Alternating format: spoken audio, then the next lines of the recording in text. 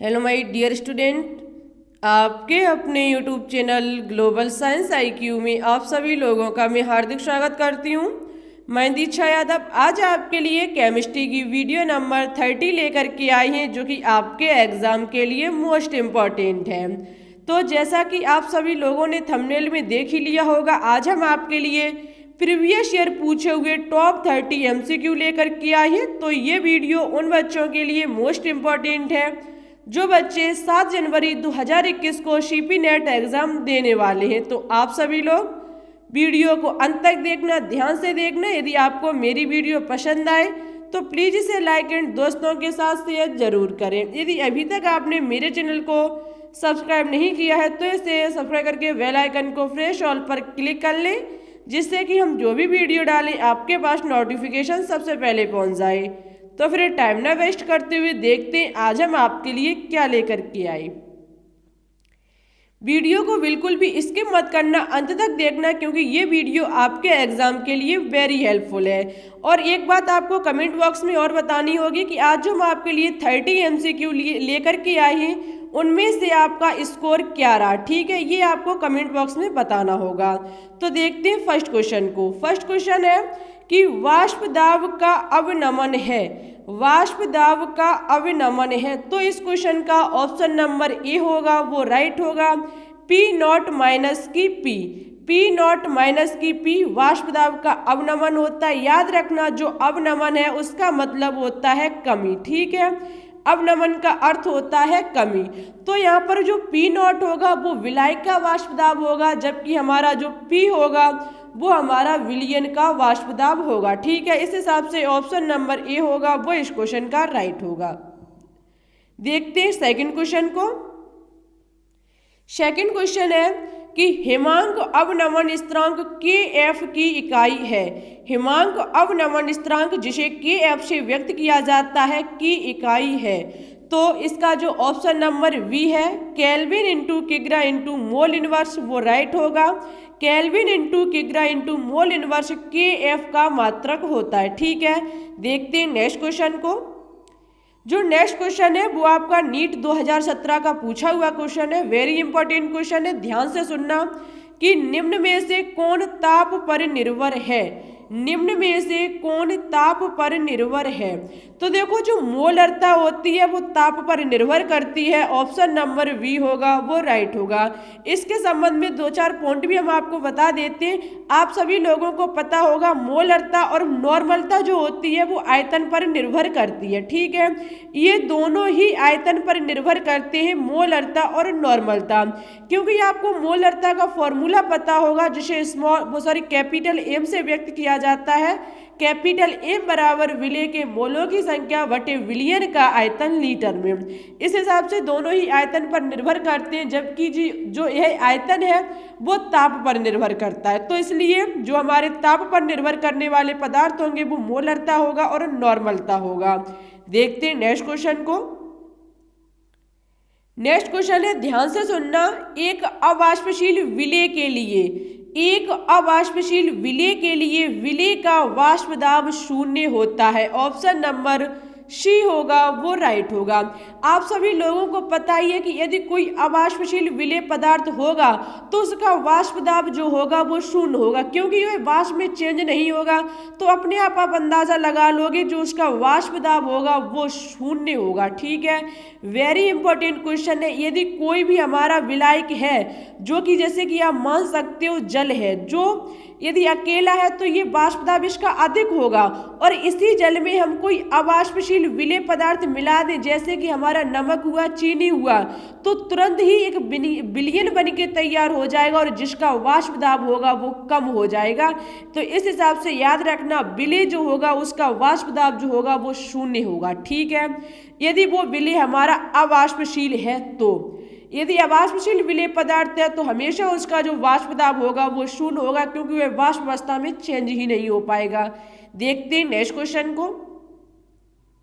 Next question है UP CPMT 2014 का पूछा हुआ क्वेश्चन, वेरी इंपॉर्टेंट, कि निम्नलिखित में से कौन सी कोट की अभिक्रिया अवकारकों की सांद्रता पर निर्भर नहीं करती है। निम्नलिखित में से कौन सी कोट की अभिक्रिया अवकारकों की सांद्रता पर निर्भर नहीं करती है? इस क्वेश्चन का ऑप्शन नंबर ए होगा वो राइट होगा, शून्य कोट की अभिक्रिया। आप सभी लोगों को पता ही होगा कि जो हमारे यहाँ पर लिखा हुआ है अभिकारकों की सांद्रता पर निर्भर नहीं करती है। कोटि का मतलब होता है अवकारक अणुओं की सांद्रता परिवर्तन। जितने अवकारक अणुओं की सांद्रता परिवर्तन होगी वो हमारी कोट कहलाएगी। वेरी इंपॉर्टेंट पॉइंट है, कोट आपको ज्ञात बहुत आसानी से कर सकते हो।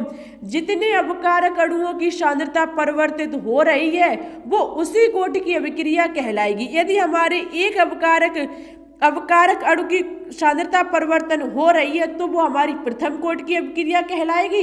यदि दो की हो रही है तो हमारी द्वितीय कोट की अभिक्रिया, और यदि किसी की भी नहीं हो रही है तो हमारी वो शून्य कोट की अभिक्रिया कहलाएगी।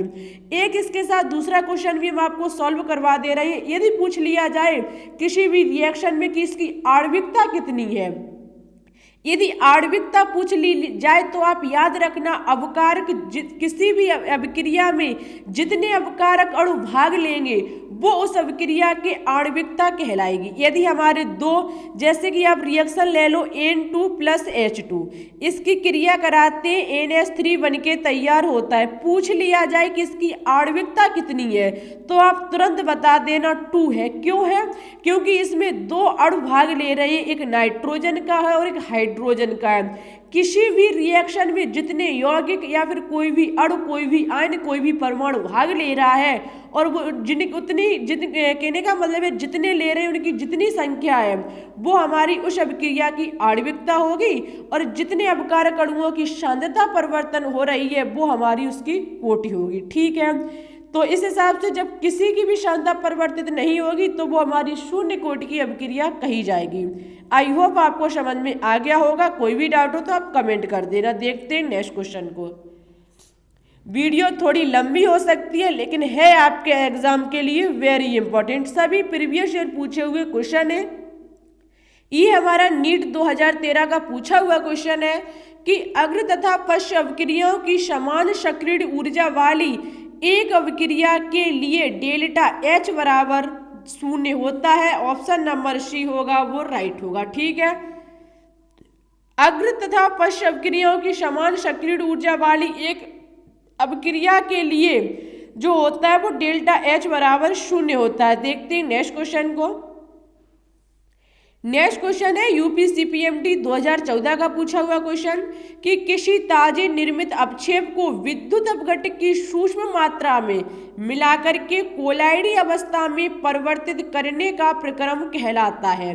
किसी ताजे निर्मित अपक्षेप को विद्युत अपघटक की सूक्ष्म मात्रा में मिलाकर के जब उसे कोलाइडी अवस्था में परिवर्तित करने का प्रक्रम जो होता है वो पेप्टिकरण कहलाता है। ऑप्शन नंबर सी होगा वो इस क्वेश्चन का राइट होगा, पेप्टिकरण। देखते हैं नेक्स्ट क्वेश्चन को। नीट 2016 का पूछा हुआ क्वेश्चन कि किसी रासायनिक अभिक्रिया में उत्प्रेरक के योग से निम्नलिखित में से कौन सी मात्रा बदलती है। किसी रासायनिक अभिक्रिया में उत्प्रेरक के योग से निम्नलिखित में से कौन सी मात्रा बदलती है। तो देखो सक्रिय ऊर्जा जो होती है उसका मान जो होता है वो घट जाता है। आप सभी लोगों को पता ही होगा कि उत्प्रेरक वह पदार्थ है जो किसी भी रासायनिक अभिक्रिया में भाग लेकर के उसकी दर को बढ़ा देता है, लेकिन उसकी जो मात्रा है उत्प्रेरक की वो हमेशा उतनी ही रहती है। कहने का मतलब है वो अभिक्रिया जो वह पदार्थ हमारा उत्प्रेरक है वो रासायनिक अभिक्रिया की दर को बढ़ा देगा, लेकिन वो अभिक्रिया के अंत में अपरिवर्तित ही रहेगा। ठीक है, तो वह तो अपरिवर्तित रहेगा लेकिन उसकी जो सक्रिय ऊर्जा होगी अभिक्रिया की उसको घटा देगा। ठीक है, ऑप्शन नंबर सी होगा वो राइट होगा। देखते हैं नेक्स्ट क्वेश्चन को। और आपको ये कमेंट बॉक्स में आज जरूर बताना होगा कि स्कोर क्या रहा, और दूसरा आपको ये बताना होगा कि आपको मेरे आज के क्वेश्चन लगे कैसे, क्योंकि बहुत मेहनत करके आज हम आपके लिए 13 क्वेश्चन ढूंढ के ला पाए, वो भी सभी प्रीवियस ईयर पूछे हुए क्वेश्चन। आपको यदि अच्छे लगे हो तो प्लीज़ कमेंट बॉक्स में ज़रूर बताएं, अच्छी लगे तो लाइक भी करना, शेयर भी करना। इस चैनल को ज़्यादा से ज़्यादा अपने दोस्तों के साथ शेयर करें क्योंकि हम बहुत मेहनत करके आपके लिए क्वेश्चन लाते हैं। ठीक है, तो प्लीज़ इसे शेयर करें। आगे लिखा हुआ है नीट 2016 का पूछा हुआ क्वेश्चन कि धुंध कोलाइडी विलियन है, जो धुंध है वो कोलाइडी विलियन है। तो देखो इस क्वेश्चन का जो ऑप्शन नंबर डी होगा वो राइट होगा। गैस में द्रव का जो धुआं है वो कोलाइडी विलियन जो है वो गैस में द्रव का है। इसमें जो परिक्षेपण माध्यम होता है वो गैस अवस्था में होता है, जबकि जो इसमें परिक्षिप्त प्रावस्था होती है वो द्रव अवस्था में होती है। ठीक है, ऑप्शन नंबर डी होगा वो इस क्वेश्चन का राइट होगा। देखते हैं नेक्स्ट क्वेश्चन को। नेक्स्ट क्वेश्चन है कि दूध एक पायस है जिसमें दूध वसा का जल में परिक्षेपण रहता है। दूध वसा का जल में परिक्षेपण रहता है। आपको पता होगा दूध एक पायस का मोस्ट इंपॉर्टेंट उदाहरण है, वेरी इंपॉर्टेंट। बहुत कई एक बार पूछा हुआ क्वेश्चन है कि दूध किसका उदाहरण है, तो पायस का पूछ लिया जाता है। पायस का सबसे अच्छा उदाहरण क्या है, तो दूध है। ठीक है, देखते हैं नेक्स्ट क्वेश्चन को। ध्यान से समझना, रिएक्शन है सल्फर डाइऑक्साइड। जब SO2 की क्रिया H2S के साथ कराई जाती है तो उपरोक्त अभिक्रिया में X उत्पाद क्या होगा। जब SO2 की क्रिया H2S के साथ कराई जाएगी तो यहाँ पर उत्पाद के रूप में क्या प्राप्त होगा। तो देखो यहाँ पर दो चीजें बनके तैयार होगी, हमारा जल होगा और सल्फर होगा। ऑप्शन नंबर डी होगा वो इस क्वेश्चन का राइट होगा, जल एंड सल्फर। ठीक है, देखते हैं नेक्स्ट क्वेश्चन को। नेक्स्ट क्वेश्चन है कि निम्नलिखित में से सर्वाधिक क्वथनांक किसका है। निम्नलिखित में से सर्वाधिक क्वथनांक किसका है, तो जिनोन जो होता है उसके की जिनोन हमारी कैसी है, अक्रिय गैस। इसका जो क्वथनांक होता है वो इन तीनों की अपेक्षा सर्वाधिक होता है। ऑप्शन नंबर डी होगा वो इस क्वेश्चन का राइट होगा। देखते हैं नेक्स्ट क्वेश्चन को। निम्नलिखित में से कौन सा सर्वाधिक अभिक्रियाशील है। निम्नलिखित में से कौन सा सर्वाधिक अभिक्रियाशील यौगिक है, तो हमारा जो आयोडीन मोनोक्लोराइड होगा वो सर्वाधिक अभिक्रियाशील यौगिक माना जाएगा। ऑप्शन नंबर डी होगा वो इस क्वेश्चन का राइट होगा। ठीक है, आयोडीन मोनोक्लोराइड। देखते हैं नेक्स्ट क्वेश्चन को। नेक्स्ट क्वेश्चन है कि फेनिल मेथिल ईथर को जब HI हाइड्रोजन आयोडाइड के साथ गर्म करने पर बनता है। जब फेनिल मेथिल ईथर को हाइड्रोजन आयोडाइड के साथ गर्म किया जाता है तो किस उत्पाद का निर्माण होता है। तो देखो यहाँ पर फिनॉल जो होगी वो बनके तैयार होगी, जिसका केमिकल फॉर्मूला C6H5OH होता है। ठीक है, C6H5OH फिनॉल का केमिकल फॉर्मूला होता है। देखते हैं नेक्स्ट क्वेश्चन को। एक बात आपको कमेंट बॉक्स में कमेंट करके बतानी होगी कि आज देखो अब आपके पास ओनली कल का दिन और है। आज कितनी तारीख है, 5। आपका 7 को एग्जाम है, ओनली कल का डे आपके पास और है 6।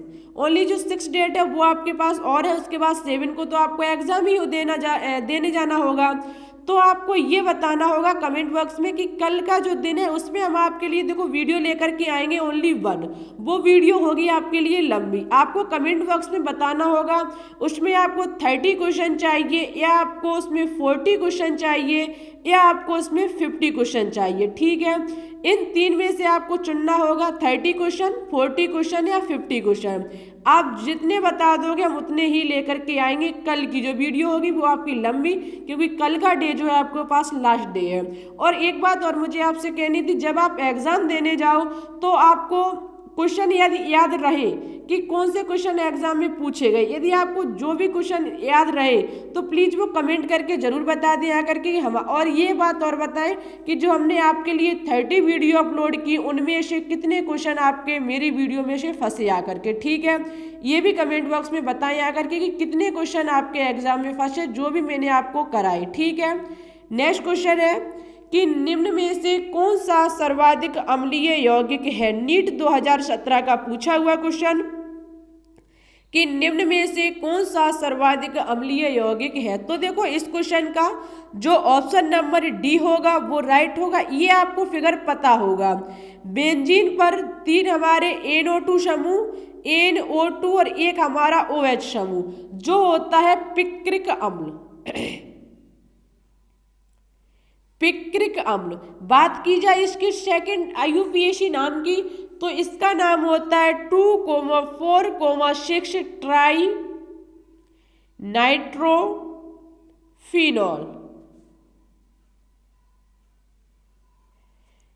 जो 2,4,6 ट्राई नाइट्रोफिनॉल इसका IUPAC नाम, जबकि इसके साधारण नाम पूछा जाए तो इसका पिक्रिक अम्ल होता है। ये सर्वाधिक अम्लीय यौगिक है। ठीक है, देखो 2,4,6 ट्राई नाइट्रो क्यों है, क्योंकि 2 पर NO2 जुड़ा हुआ है, हमारा 4 पर भी जुड़ा हुआ और 6 नंबर पर भी जुड़ा हुआ है, इसलिए ये ट्राई नाइट्रो कहा जाएगा। देखते हैं नेक्स्ट क्वेश्चन को। UPC-PMT 2015 का पूछा हुआ क्वेश्चन कि नायलॉन 6,6 बनाने में प्रयुक्त हेक्सामेथिल डाइएमीन तथा एडपिक अम्ल का अनुपात है। आपको पता होगा नायलॉन 6,6 जो होता है वो हेक्सामेथिल डाइएमीन और एडपिक अम्ल दोनों से मिलकर के बना होता है। इसका जो अनुपात लिया जाता है वो 1:1 का लिया जाता है, 1:1। देखो इसमें जो हेक्सामेथिल डाइएमीन होता है इसका भी 1 मोल होता है और एडपिक अम्ल का भी 1 मोल ही होता है, तो इसलिए 1:1 इसका अनुपात निकल के आएगा। देखते हैं नेक्स्ट क्वेश्चन को। नेक्स्ट क्वेश्चन है कि इनमें से किसे संघनन बहुलक माना जाएगा। इनमें से निम्नलिखित में से किसे संघनन बहुलक माना जाएगा। तो इस क्वेश्चन का ऑप्शन नंबर ए होगा, वो राइट होगा डेक्रोन। डेक्रोन जो होता है वो संघनन बहुलक का उदाहरण है, जिसका दूसरा नाम टेरिलीन भी होता है। ठीक है, इसका दूसरा नाम टेरिलीन भी होता है। देखते हैं नेक्स्ट क्वेश्चन को। निम्न में से कौन सा योगात्मक बहुलक है। निम्नलिखित में से कौन सा योगात्मक बहुलक है।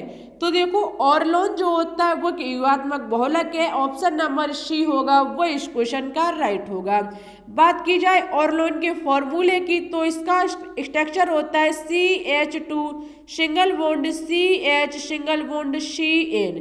ये इसकी कहने का मतलब है केमिकल फॉर्मूला है CH2 single bond CH single bond CN, ऑर्लोन का जो कि योगात्मक बहुलक होता है। देखते हैं नेक्स्ट क्वेश्चन को। गहरे समुद्री गोताखोरों के सांस लेने में प्रयोग में आने वाली ऑक्सीजन में नाइट्रोजन की जगह प्रयुक्त होने वाली गैस है। मोस्ट इंपॉर्टेंट क्वेश्चन है कि गहरे समुद्र गोताखोरों के सांस लेने में प्रयोग में आने वाली ऑक्सीजन में नाइट्रोजन की जगह प्रयुक्त होने वाली गैस है। तो देखो हीलियम जो होगी वो ऑक्सीजन के साथ प्रयुक्त की जाने वाली गैस है नाइट्रोजन की जगह, क्योंकि नाइट्रोजन जो है वो एक ऐसी गैस है जो हमारे ब्लड में बहुत जल्दी घुल जाती है। ठीक है, जो हमें सांस लेने में प्रॉब्लम करती है, इसलिए ऑक्सीजन के साथ हीलियम को घोला जाता है। देखते हैं नेक्स्ट क्वेश्चन। नीट 2016 का पूछा हुआ क्वेश्चन कि नाइट्रोजन की CaC2 कैल्शियम कार्बाइड के साथ अभिक्रिया से प्राप्त उत्पाद है। जब नाइट्रोजन की क्रिया हम आपको करा के दिखा देते हैं, जब N2 की क्रिया कराई जाती है कैल्शियम कार्बाइड के साथ, तो बन के वो भी उच्च ताप पर, ये क्रिया जो होगी वो उच्च ताप पर होगी।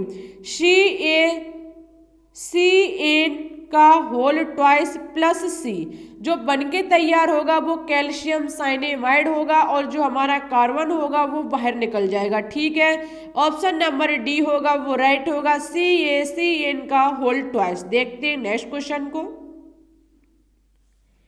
नेक्स्ट क्वेश्चन है क्वेश्चन नंबर 21 कि कठोर जल साबुन के साथ झाग क्यों नहीं देता है। जो कठोर जल साबुन के साथ झाग क्यों नहीं देता है। वेरी इंपॉर्टेंट क्वेश्चन कि कठोर जल में कैल्शियम और मैग्नीशियम आयन होते हैं। जो हमारा कठोर जल होता है, जो कठोर वाटर होता है, उसमें कैल्शियम और मैग्नीशियम आयन होते हैं जो साबुन के साथ अवक्षेप बनाते हैं। ठीक है, इसलिए ये झाग नहीं देते। ऑप्शन नंबर ए होगा, वो इस क्वेश्चन का राइट होगा। देखते हैं नेक्स्ट क्वेश्चन को। ताप घटाने पर कैल्शियम ऑक्साइड की जल में विलेयता बढ़ जाती है अतः घुलने की प्रक्रिया है। जब ताप बढ़ाने पर जो कैल्शियम ऑक्साइड है वो जल में विलेयता बढ़ जाएगी तो यह घुलने की प्रक्रिया जो होगी वो ऊष्मा क्षेपी होगी। ऑप्शन नंबर बी होगा वो इस क्वेश्चन का राइट होगा, ऊष्मा क्षेपी। ठीक है, देखते हैं नेक्स्ट क्वेश्चन को।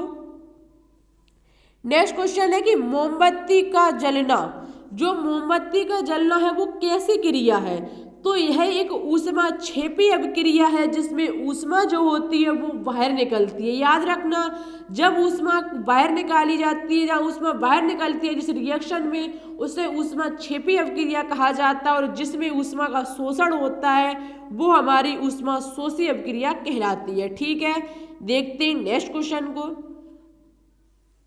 देखो मोस्ट इंपॉर्टेंट क्वेश्चन है, ध्यान से देखना। सूची 1 और सूची 2 को आपका मिलान करके बताना होगा कूट में कि कौन सा ऑप्शन राइट होगा। ठीक है, तो देखो लिखा हुआ है कि गोल्डस्टीन, चैडविक, जे थॉमसन और जॉर्ज डाल्टन। आपको बताना होगा कि किस वैज्ञानिक ने किस चीज की खोज की। तो आपको पता होगा गोल्डस्टीन ने खोज की थी प्रोटॉन की, तो हमारा ए जो होगा वो V से 2 से मिलान करेगा। ठीक है, गोल्डस्टीन ने खोज की थी प्रोटॉन से। हम इसके संबंध में एक क्वेश्चन और आपका जो आपको जिसमें कहने का मतलब कंफ्यूजिंग होगी कि कभी कभी दे दिया जाता है रदरफोर्ड और कभी कभी दे दिया जाता है गोल्डस्टीन। तो इसके संबंध में एक पॉइंट हमेशा याद रखना कि गोल्डस्टीन नामक वैज्ञानिक ने प्रोटॉन की खोज की थी, जबकि नाम जो दिया वो रदरफोर्ड ने दिया। और आपने ज्यादातर देखा होगा योगदान भी रदरफोर्ड को ही दिया जाता है, रदरफोर्ड का ही नाम आता है। वो दो स्तर पर ऐसा होता है, आपको पता होना चाहिए। यदि एग्जाम में यदि आपके क्वेश्चन आ रहा है गोल्डस्टीन और रदरफोर्ड दोनों आ रही है, गोल्डस्टीन भी ऑप्शन है रदरफोर्ड भी, तो उस टाइम आप गोल्डस्टीन को टिक करके आओगे कि यदि वो खोज ना करते तो नाम वो किसको देते। आप सोचने वाली बात है, यदि जिस चीज की खोज नहीं है तो नाम का होगा क्या। तो खोज गोल्डस्टीन ने की, नाम रदरफोर्ड ने दिया, तो गोल्डस्टीन और रदरफोर्ड दोनों आए ऑप्शन में, तो आप गोल्डस्टीन को टिक करके आओगे। और ओनली यदि रदरफोर्ड दिया जाए तो आप रदरफोर्ड को ही टिक करके आओगे। और गोल्डस्टीन अकेला दे दिया जाए तो भैया आप पहचान ही लोगे कि गोल्डस्टीन को ही टिक करना है। ठीक है, आगे लिखा हुआ है चैडविक नामक वैज्ञानिक ने जो की थी खोज वो आपको पता होगी न्यूट्रॉन की थी। ठीक है, न्यूट्रॉन की खोज की थी चैडविक ने। आगे है जे थॉमसन ने, तो जे थॉमसन ने की थी खोज इलेक्ट्रॉन की। बचा जॉन डाल्टन, और जो हमारे जॉन डाल्टन भाई साहब थे उन्होंने खोज की थी परमाणु सिद्धांत की। ठीक है, हमारा क्रम बनके तैयार हुआ 2 3 4 1। इस हिसाब से ऑप्शन नंबर ए होगा वो इस क्वेश्चन का राइट होगा। आई होप आपको समझ में आ गया होगा। देखते हैं नेक्स्ट क्वेश्चन को।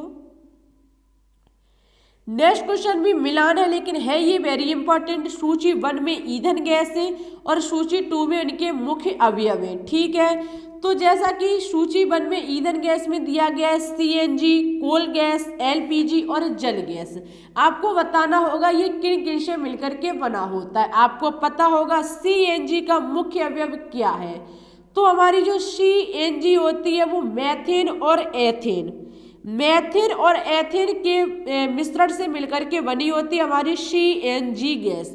जबकि जो हमारा कोल गैस होता है वो हाइड्रोजन, मैथेन और कार्बन मोनोऑक्साइड, हाइड्रोजन, मैथेन और कार्बन मोनोऑक्साइड, इन 3 अवयवों से मिलकर के कोल गैस का निर्माण होता है। अब आई LPG की बात। LPG जो होती है वेरी इंपॉर्टेंट है, ब्यूटेन और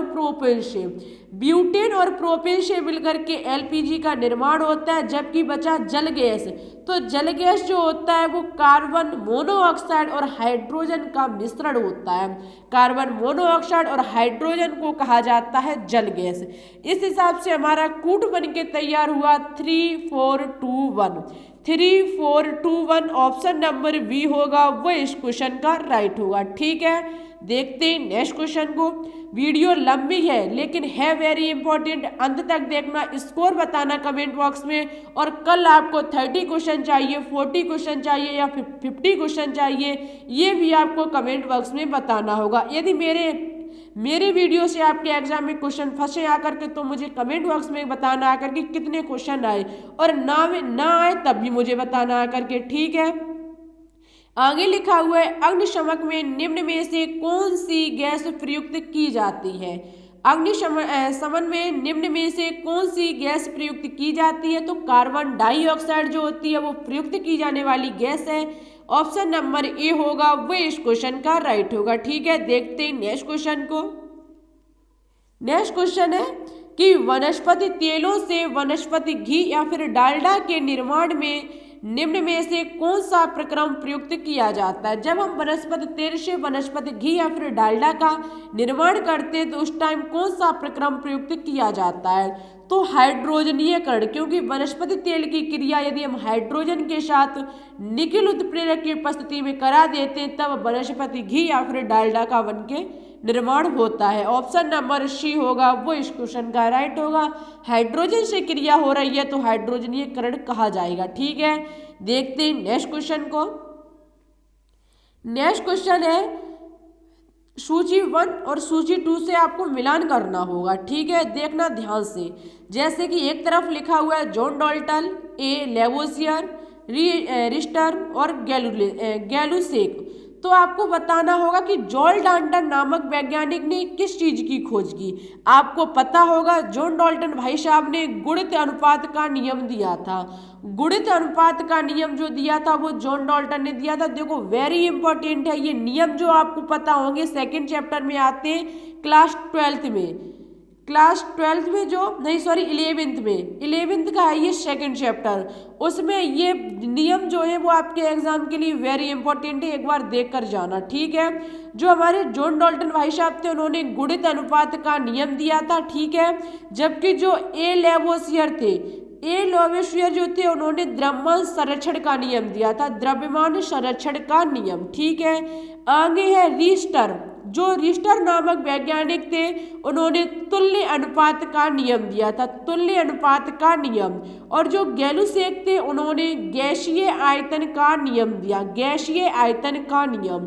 याद रखना, जॉन डाल्टन ने गुणित अनुपात का नियम, ए लेवोसियर ने जो दिया था वो द्रव्यमान संरक्षण का नियम, रिस्टर ने जो दिया था वो तुल्य अनुपात का नियम, और जो गैलुसेक ने दिया था वो गैसीय आयतन का नियम। कूट बन के तैयार हुआ 4 1 2 3।